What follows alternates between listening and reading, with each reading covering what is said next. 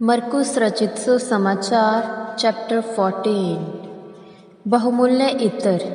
फसह और अख़मीरी रोटी के पर्व के लिए 2 दिन शेष रह गए थे और महायाजक और शास्त्री इस बात की खोज में थे कि उसे कैसे चुपके से पकड़ें और मार डालें। परंतु वे कह रहे थे, पर्व के समय नहीं, कहीं ऐसा ना हो कि लोगों में दंगा हो जाए। जब वह बैतनिय्याह के शमौन नामक कुष्ठ रोगी के घर में भोजन करने बैठा था, तो वहाँ एक स्त्री संगमरमर के पात्र में जटामासी का बहुमूल्य शुद्ध इत्र लेकर आई और उसने पात्र को तोड़कर इत्र को उसके सिर पर उड़ेल दिया। परंतु कुछ लोग क्रोधित होकर आपस में कहने लगे, ये इत्र किस लिए नष्ट किया गया, क्योंकि ये इत्र तो 300 दिनार से अधिक मूल्य में बेचा जाकर कंगालों को दिया जा सकता था। और वे उसे झिड़कने लगे। परंतु यीशु ने कहा, उसे छोड़ दो, उसे क्यों तंग करते हो? उसने तो मेरे साथ भलाई की है, क्योंकि कंगाल तो सदैव तुम्हारे साथ रहते हैं और जब तुम चाहो तब उनके साथ भलाई कर सकते हो। परंतु मैं तुम्हारे साथ सदैव नहीं रहूँगा। जितना वह कर सकती थी उसने किया। उसने मेरे गाड़े जाने के लिए पहले से ही मेरी देह पर इत्र मला है। मैं तुमसे सच कहता हूँ कि समस्त संसार में जहाँ कहीं सुसमाचार का प्रचार होगा, वहाँ इस स्त्री के इस कार्य का वर्णन भी इसकी स्मृति में किया जाएगा। यहूदा का सौदा। और यहूदा इस्करियोती, जो 12 में से एक था, महायाजकों के पास गया कि उसे उनके हाथ पकड़वा दे। और जब उन्होंने यह सुना तो प्रसन्न हुए और उसे रुपये देने का वचन दिया। अतः वह अवसर ढूंढने लगा कि उसे किस प्रकार पकड़वा दे। प्रभु भोज। अख़मीरी रोटी के पर्व के पहले दिन जब फसह के मेमने का बलिदान किया जाता था, तो उसके चेलों ने उससे पूछा, तू कहाँ चाहता है कि हम जाकर तेरे लिए फसह खाने की तैयारी करें? उसने अपने चेलों में से 2 को यह कहकर भेजा, नगर में जाओ और एक मनुष्य जल का घड़ा उठाकर लाते हुए तुम्हें मिलेगा, उसके पीछे हो लेना। और जहाँ वह प्रवेश करे उस घर के स्वामी से कहना, गुरु कहता है, मेरा अतिथि कक्ष कहाँ है जिसमें मैं अपने चेलों के साथ फसह खाऊं? मैं स्वयं तुम्हें एक बड़ा सुजित ऊपरी कक्ष दिखाएगा और वहाँ हमारे लिए तैयारी करना। चेले गए और नगर में जाकर जैसा उसने कहा था वैसा ही पाया और उन्होंने फसह की तैयारी की। जब संध्या हो गई वह 12 के साथ आया और जब वे बैठकर भोजन कर रहे थे, तब यीशु ने कहा, मैं तुमसे सच कहता हूँ, तुम में से एक जो मेरे साथ भोजन कर रहा है मुझे पकड़वाएगा। वे उदास हुए और एक एक करके उससे पूछने लगे, क्या वह मैं हूँ? और उसने उनसे कहा, वह 12 में से एक है जो मेरे साथ कटोरे में हाथ डालता है। क्योंकि मनुष्य का पुत्र जैसा उसके विषय में लिखा है जाता ही है, परंतु हाय उस मनुष्य पर जिसके द्वारा मनुष्य का पुत्र पकड़वाया जाता है। उस मनुष्य के लिए अच्छा होता यदि उसका जन्म ही ना हुआ होता।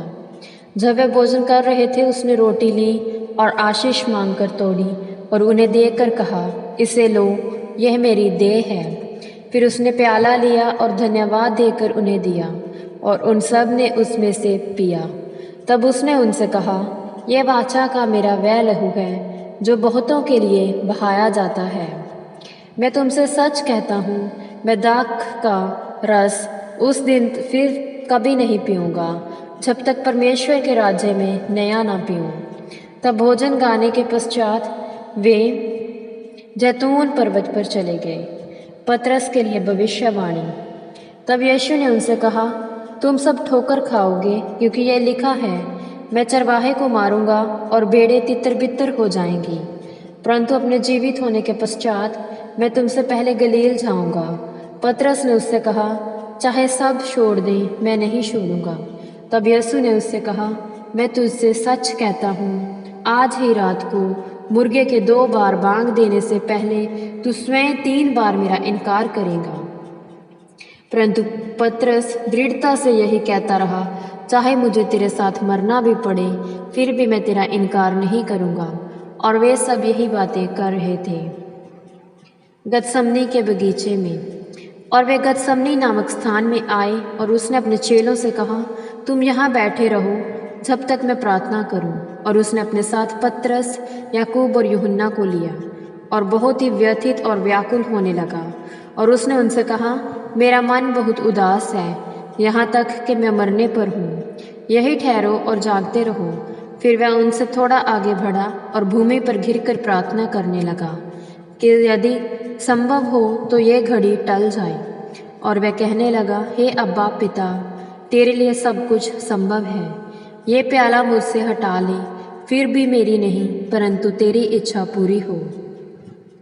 और उसने आकर उन्हें सोते पाया और पतरस से कहा, शमौन, तू सो रहा है, क्या तू एक घड़ी भी ना जाग सका? जागते और प्रार्थना करते रहो कि परीक्षा में ना पड़ो। आत्मा तो तैयार है परंतु देह दुर्बल है। और उसने फिर जाकर इन्हीं शब्दों में प्रार्थना की।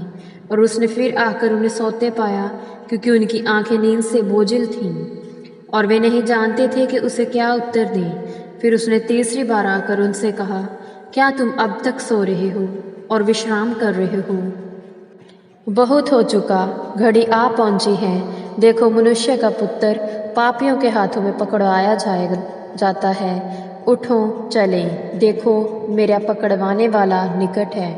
यीशु की गिरफ्तारी।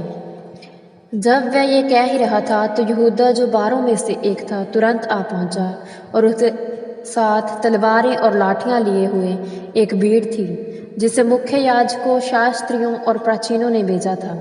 उसके पकड़वाने वाले ने ये कहकर संकेत दिया था कि जिसे मैं चूमूं वही है, उसे पकड़कर सावधानी से ले जाना। वहां पहुंचकर और तुरंत उसके पास जाकर उसने कहा, रब्बी, और उसे चूमा। तब उन्होंने उसे पकड़कर गिरफ्तार कर लिया। इस पर पास खड़े लोगों में से एक ने तलवार खींचकर महायाजक के दास पर चलाई और उसका कान उड़ा दिया। यीशु ने उत्तर देते हुए उनसे कहा, क्या तुम तलवार और लाठियां लेकर मुझे बंदी बनाने आए हो? क्या मैं कोई डाकू हूँ? मैं तो तुम्हारे साथ प्रतिदिन मंदिर में उपदेश दिया करता था और तुमने मुझे नहीं पकड़ा, परंतु ये इसलिए हुआ कि पवित्र शास्त्र का लेख पूरा हो। इस पर सब ने उसे त्याग दिया और शोक कर भाग गए। एक नवयुवक उसके पीछे चल रहा था। वह अपने नंगे शरीर पर केवल मलमल की चादर ओढ़े हुए था। उन्होंने उसे पकड़ा, परंतु वह मलमल की चादर छोड़कर नंगा ही भाग गया। महासभा के सामने यीशु। वे यीशु को महायाजक के पास ले गए और सब मुख्य याजक, प्राचीन और शास्त्री इकट्ठे हो गए। पतरस तो दूर से महायाजक के आंगन तक उसके पीछे पीछे चला गया था। वह पहरेदारों के साथ बैठकर वहां आग तापने लगा।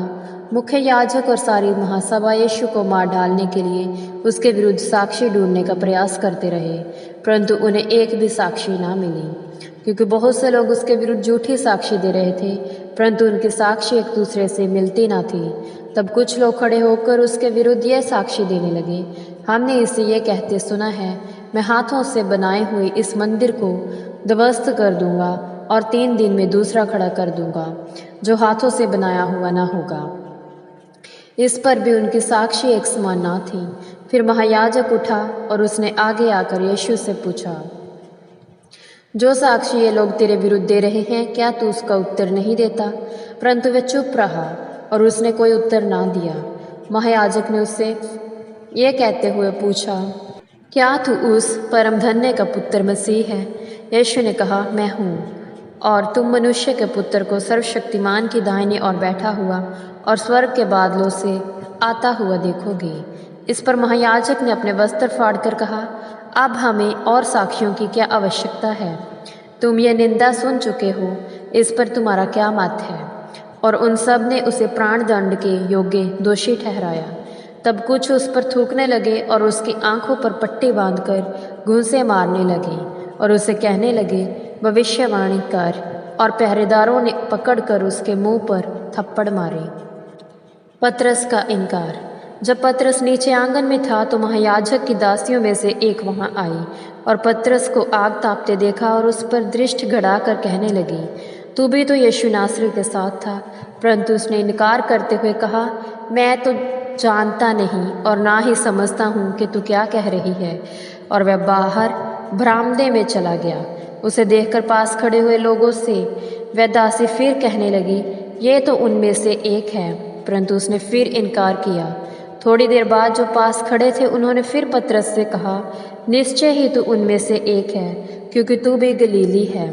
परंतु वह धिक्कारने और शपथ खाने लगा, मैं इस मनुष्य को जिसकी तुम चर्चा कर रहे हो नहीं जानता। और तुरंत मुर्गे ने दूसरे बार भांग दी।